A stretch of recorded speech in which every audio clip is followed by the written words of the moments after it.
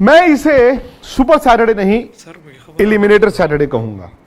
Super Saturday तो मतलब होता है ना कि दो बड़े मैच हो। ये दो बड़े मैच हैं, कहां सुबह न्यूजीलैंड और पाकिस्तान और शाम को ऑस्ट्रेलिया और इंग्लैंड, और इन दोनों मैचों पर वर्ल्ड कप टिका हुआ है। लेकिन इसे एलिमिनेटर सैटरडे मैं इसलिए कहूंगा क्योंकि अगर पाकिस्तान ये मैच हार जाता है तो वर्ल्ड कप से तकरीबन बाहर है।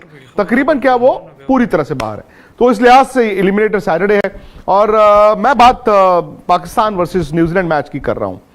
न्यूजीलैंड की दिक्कत यह है कि वो डिप किए, और जब आप डिप करते हैं तो फिर आपका मोमेंटम भी खो जाता है, आपका रिदम भी खो जाता है, और फिर सवाल आपके जहन में बढ़ जाते हैं, यार ये कैसे होगा, वो कैसे होगा।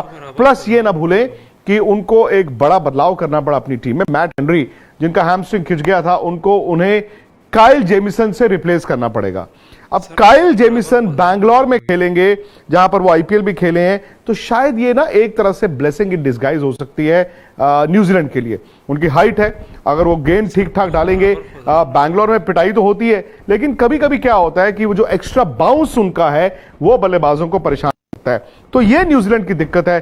केन विलियमसन पता नहीं खेल पाएंगे कि नहीं खेल पाएंगे। तो ये जब आपके इतने खिलाड़ी चोटिल होते हैं, आप फंस जाते हैं।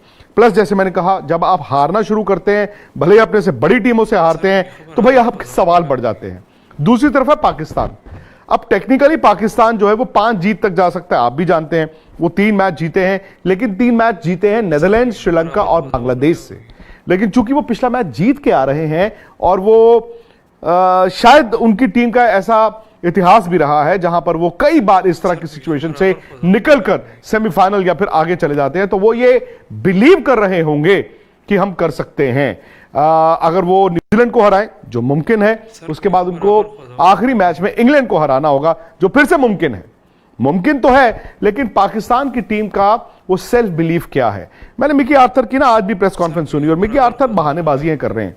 मिकी आर्थर कभी कहते हैं यार दिल पाकिस्तान नहीं बजा। मिकी आर्थर कभी कहते हैं जी हमारे प्लेयर जो आए यहां पे खेलने के लिए, मतलब पाकिस्तान के प्लेयर आए, हम जी इंडिया में बहुत ज्यादा घूम नहीं पाए, हम तो ऐसा लगा कोविड जैसा है। भाई साहब, कोविड में ना आपके जब प्लेयर्स होते थे वो बबल में रहते थे, वो कमरे से बाहर नहीं निकल सकते थे।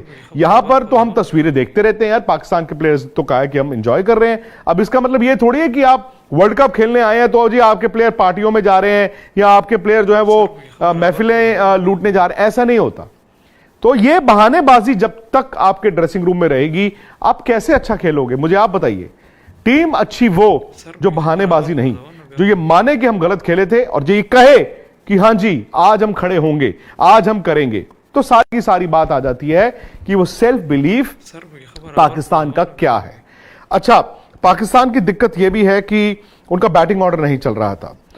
दिक्कत थी कि उनके बीच में स्पिनर्स गेंद नहीं कर रहे थे। फखर जमान के आने से ना अचानक से ये टीम बेहतर दिखती है, क्योंकि अब्दुल्ला शफीक ने तो पहले भी रन बनाए थे।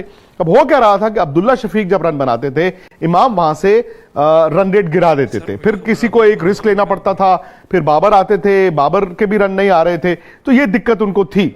फखर जमान ने एक पारी जो कोलकाता में खेली, वो एक तो देखिए बड़े प्लेयर तो थे ही, लेकिन यह भी हकीकत है कि पिछले कई मैच ऐसे थे जहां पर उनके रन्स नहीं आ रहे थे। सो मच सो कि लोगों ने यह भी कहा कि यार फखर को खिलाते क्यों। भाई नए ओपनर तो अब्दुल्ला शफीक आए ना, फखर और इमाम ही तो ओपन करते थे, तो इन दोनों के रन नहीं आ रहे थे फखर के खास तौर से।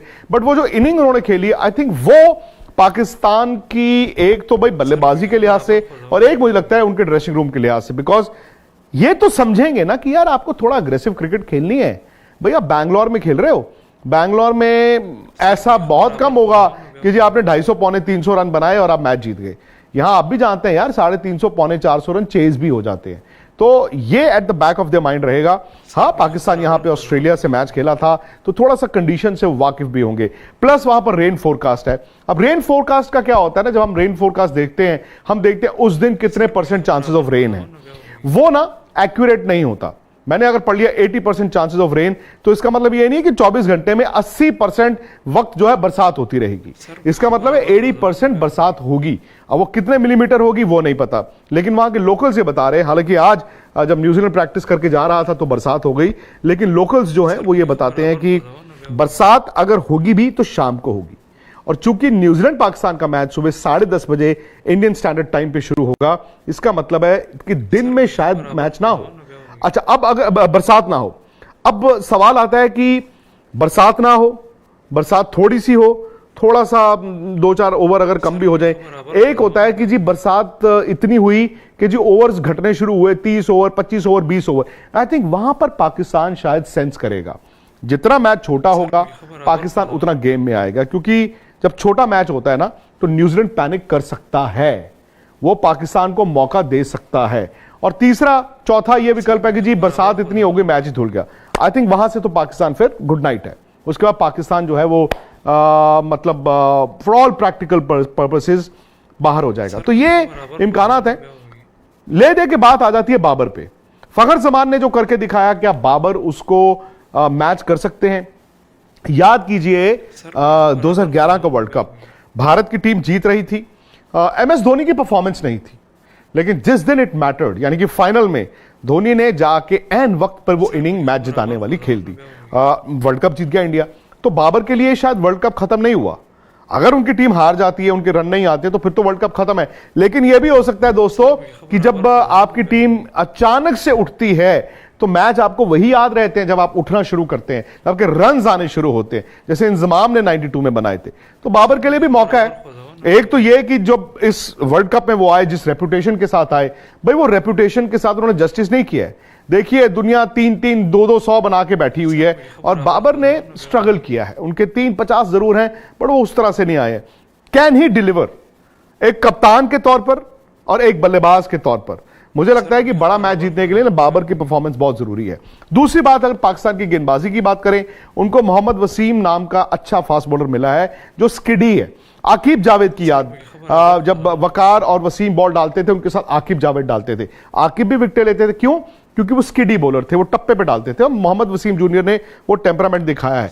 लेकिन भाई साहब ले दे के पाकिस्तान की दिक्कत यह है, अगर ऊपर से आफरीदी ने और मोहम्मद वसीम ने या जो भी नया बॉल डालेगा विकेटें नहीं ली, अगर ऊपर से उन्होंने 2 या 3 आउट नहीं किए, तो मिडिल ओवर्स में ना पाकिस्तान के पास स्पिनर्स नहीं है, पिटाई बहुत ठीक ठाक होगी। और अगर आपकी एक बार पिटाई होनी शुरू हो जाए बैंगलोर में, तो फिर रुकता नहीं है। पाकिस्तान बैक 10 यानी कि लास्ट 10 ओवरों में अच्छा बॉल डालता है, बट तब तक यह भी देखना होगा ना कि आप कितने रन खा चुके हैं। तो यह मुझे लगता है कि पाकिस्तान के लिए 2 चीजें हैं, एक ये कि बाबर आजम की कप्तान वाली बैटिंग, और दूसरा अगर उनके गेंदबाज नई गेंद के साथ विकेटें ले सकते हैं तो पाकिस्तान गेम में आएगा। न्यूजीलैंड में भी अगर आप सलामी बल्लेबाज देखें, विल यंग और कॉनवे, इन्होंने इतने रन नहीं बनाए हैं, बट अगेन वो टीम बड़ी है। हो सकता है कि न्यूजीलैंड की टीम फाइनल खेल रही हो सकता है न्यूजीलैंड की टीम वर्ल्ड कप जीत जाए। तो यहां से वो भी समझते हैं, कॉनवे भी, कि हो सकता है भाई साहब मेरा वर्ल्ड कप यहीं से शुरू हो। तो ये मुझे लगता है कि आमने सामने है। अगर मुझसे पूछे, मैं न्यूजीलैंड को फेवरेट मानूंगा, स्लाइड फेवरेट मानूंगा, बट चूंकि उनका डिप हो रहा है, वो गलत वक्त पर डिप कर रहे हैं, तो वहां पर पाकिस्तान के पास एक मौका है। बट पाकिस्तान को अपने से बेहतर क्रिकेट खेलनी होगी। यह नहीं कि वो जिस तरह की क्रिकेट खेल रहे हैं, बल्कि जो उनका पोटेंशियल भी मुझे दिखा है, उससे बेहतर क्रिकेट खेल के ही वो न्यूजीलैंड को हरा सकते हैं। तो न्यूजीलैंड उनको मौका देता है। प्लेयर्स इंजर्ड है, प्लेयर्स चोटिल हैं, तो कप्तान न्यूजीलैंड के जो है वो उनके पास लिमिटेशंस हो जाती हैं। वो अगर पाकिस्तान एक्सप्लॉइट कर पाए और ये वो पाकिस्तान दिखे आज से 15 साल पुराना खूंखार पाकिस्तान, तो भाई वो वर्ल्ड कप में जिंदा रहेंगे। नहीं तो जैसे मैंने कहा, एलिमिनेटर सैटरडे उनके लिए दरवाजे शनिवार को बंद भी हो सकते हैं। दूसरा मैच आप जानते हैं ऑस्ट्रेलिया और इंग्लैंड का है, बड़ा